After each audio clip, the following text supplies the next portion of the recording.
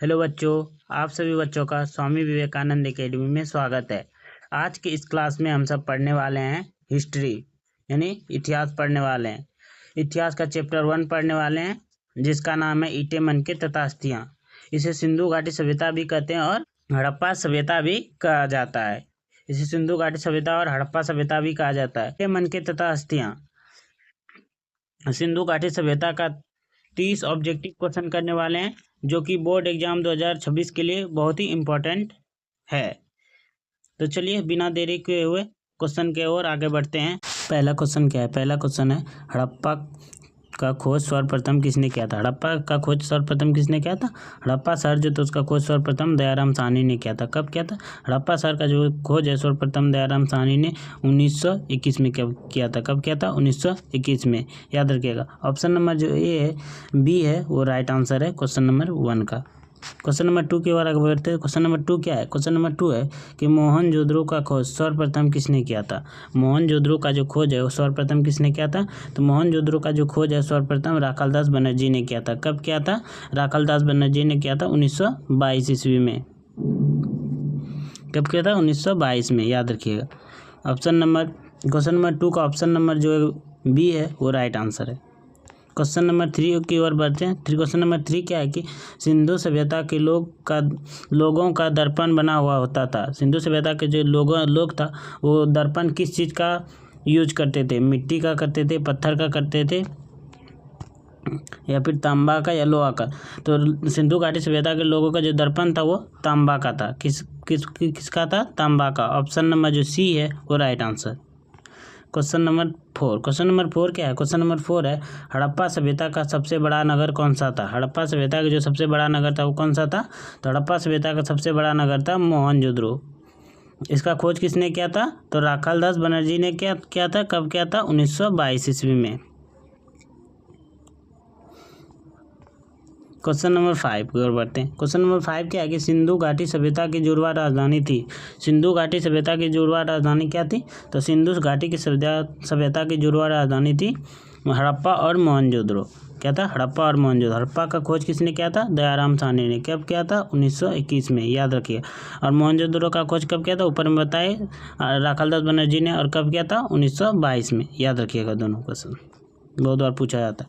Question number 6 क्या है कि निम्नलिखित में से किस पदार्थ का उपयोग हड़प्पा काल की मुद्राओं के निर्माण में मुख्य रूप से किया जाता था? किस प्रकार का जो है पदार्थ है उसका उपयोग हड़प्पा सभ्यता के मुद्रा के निर्माण में मुख्य रूप से किया जाता था? तो सेलखड़ी का। किसका? सेलखड़ी का। ऑप्शन नंबर जो सी है वो राइट आंसर। क्वेश्चन नंबर 7 क्या है? क्वेश्चन नंबर 7 है हड़प्पा सभ्यता का प्रशासन किस प्रकार का था? हड़प्पा सभ्यता का जो प्रशासन था वो किस प्रकार का था? तो हड़प्पा सभ्यता का जो प्रशासन है वो निश्चित रूप से ज्ञात नहीं है। क्या है? निश्चित रूप से ज्ञात नहीं है, लेकिन बहुत मायने में लिखा गया है कि ये नगर पालिका के जैसा है हड़प्पा सभ्यता का प्रशासन व्यवस्था। क्वेश्चन नंबर 8 क्या है? हड़प्पा सभ्यता में प्राप्त अबतल चक्की किस विद्वान ने प्रकाश डाला है? हड़प्पा सभ्यता में जो प्राप्त हुए हैं अबतल चक्की उस पर किस विद्वान ने प्रकाश डाला है? तो अर्नेस्ट मैके ने। ऑप्शन नंबर जो सी है वो राइट आंसर।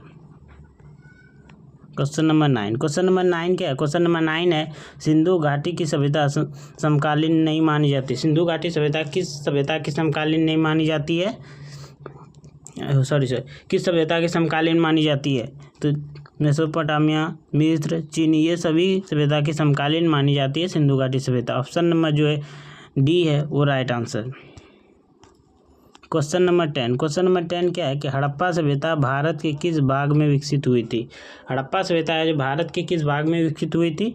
दक्षिण भाग में, उत्तरी भाग में, या फिर दक्षिण भाग में, या उत्तर पश्चिम भाग में, या पूर्व भाग में? तो हड़प्पा सभ्यता जो विकसित हुआ था वो भारत में वह उत्तर पश्चिम भाग में हुआ था। कहाँ पे हुआ था? उत्तर पश्चिम भाग में। ऑप्शन नंबर जो सी है वो राइट आंसर। क्वेश्चन नंबर 11 की ओर अगर आगे बढ़ते हैं, क्वेश्चन नंबर 11 क्या है? क्वेश्चन नंबर 11 है कि हड़प्पा सभ्यता के लोग उपासना करते थे। हड़प्पा सभ्यता के जो लोग थे वो उपासना किसकी करते थे? तो हड़प्पा सभ्यता के लोग जो पशुपति या पे पशुपति और मातृ देवी की उपासना करते थे। ऑप्शन नंबर जो ख है वो राइट आंसर है।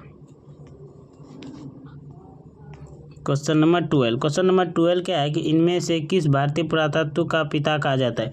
इनमें से किसे जो है भारतीय पुरातत्व का पिता कहा जाता है?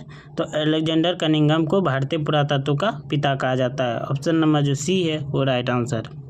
क्वेश्चन नंबर 13, क्वेश्चन नंबर 13 की ओर आगे बढ़ते। क्वेश्चन नंबर 13 क्या है कि लोथल किस नदी के किनारे स्थित है? लोथल किस नदी के किनारे स्थित है? तो लोथल भगवा नदी के किनारे स्थित है। लोथल कहाँ पे है? तो लोथल गुजरात राज्य में स्थित है। और आप सब कमेंट बॉक्स में बताइए कि लोथल को और किस नाम से जाना जाता है? आप सब कमेंट बॉक्स में बताइएगा और आप सभी आंसर देने का कोशिश कीजिएगा और कमेंट कीजिएगा अगला वीडियो किस चैप्टर पे, किस सब्जेक्ट पे होगा। क्वेश्चन नंबर 14, क्वेश्चन नंबर 14 क्या है कि मोहनजोदड़ो किस नदी के किनारे स्थित है? मोहनजोदड़ो जो है वो किस नदी के किनारे स्थित है? तो मोहनजोदड़ो जो है वो सिंधु नदी के किनारे स्थित है। कौन सा नदी के किनारे? सिंधु नदी के। मोहनजोदड़ो का खोज राखाल दास बनर्जी ने किया है। कब किया? 1922 में। ये सब याद रखेगा। कौन सा नदी? देखिए सिंधु नदी के किनारे मोहनजोदड़ो का खोज हुआ है। क्वेश्चन नंबर 15, क्वेश्चन नंबर 15 क्या है? क्वेश्चन नंबर 15 है कि हड़प्पा का उत्खनन किया था। हड़प्पा जो शहर है उसका उत्खनन किसने किया था? आप सब कमेंट बॉक्स में इसका आंसर बताइए। किसने किया था? तो हड़प्पा का जो उत्खनन है दयाराम साहनी ने किया था। और कब किया है इसका कमेंट बॉक्स में आप सब आंसर बताइएगा। हड़प्पा का उत्खनन कब किया गया है इसका आंसर आप सब कमेंट बॉक्स में बताइएगा। हम बहुत बार बता चुके हैं ऊपर। क्वेश्चन नंबर 16, क्वेश्चन नंबर 16 है कि सर जॉन मार्शल कौन थे? सर जॉन मार्शल जो थे वो कौन थे? तो सर जॉन मार्शल भारतीय पुरातत्व सर्वेक्षण के महानिदेशक थे। ऑप्शन नंबर जो सी है वो right answer. Question number 17, question number 17 क्या है? हड़प्पा की खोज किस वर्ष हुई थी? अब हड़प्पा की जो खोज है वो किस वर्ष हुई थी? तो 1921 में हुई थी। कब हुई थी? 1921 में। और 1922 में मोहनजोदड़ो की खोज हुई थी। कब किसकी हुई थी? मोहनजोदड़ो की। हड़प्पा जो किस नदी के किनारे स्थित है? हड़प्पा रावी नदी के किनारे स्थित है। ये सब क्वेश्चन पूछे जाते हैं, याद रखिएगा। क्वेश्चन नंबर 18, क्वेश्चन नंबर 18 क्या है? क्वेश्चन नंबर 18 है सिंधु घाटी सभ्यता में समाज का स्वरूप था। सिंधु घाटी सभ्यता में जो था समाज का स्वरूप कैसा था? तो वो मातृसत्तात्मक था। सिंधु घाटी सभ्यता का जो समाज है वो मातृसत्तात्मक था।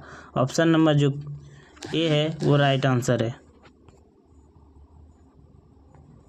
क्वेश्चन नंबर 19, क्वेश्चन नंबर 19 क्या है कि डाकियानी यानी गोदीवाड़ा का अवशेष किस नगर से प्राप्त हुआ है? डाकियानी यानी गोदीवाड़ा का अवशेष कहाँ से मिला है? तो लोथल से मिला है। आप सब कमेंट बॉक्स में बताइए कि लोथल किस नदी के किनारे स्थित है? जल्दी जल्दी बताइए। तो लोथल किस नदी के किनारे स्थित है? लोथल भगवा नदी के किनारे स्थित है। लोथल किस राज्य में स्थित है? लोथल जो है गुजरात राज्य में स्थित है। क्वेश्चन नंबर 20, क्वेश्चन नंबर 20 क्या है? क्वेश्चन नंबर 20 है हड़प्पा सभ्यता के संपूर्ण क्षेत्र का आकार किस प्रकार था? हड़प्पा सभ्यता का जो संपूर्ण आकार कैसा था? तो वो त्रिभुजाकार था। ऑप्शन नंबर जो सी है वो right answer. Question number 21, question number 21 क्या है? हड़प्पा सभ्यता के लोग किस धातु से का ज्ञान नहीं था? हड़प्पा सभ्यता को लोगों को किस धातु का ज्ञान नहीं था? तो हड़प्पा सभ्यता के लोगों को लोहे का ज्ञान नहीं था, लोहे धातु का ज्ञान नहीं था। तांबा, कांसे और सोना ये सभी हड़प्पा सभ्यता के लोग उपयोग करते थे। ऑप्शन नंबर जो डी है वो right answer. Question number 23, question number 23 क्या है कि सिंधु घाटी सभ्यता में सबसे विशाल नगर कौन सा था? सिंधु घाटी सभ्यता में सबसे विशाल नगर कौन सा था? तो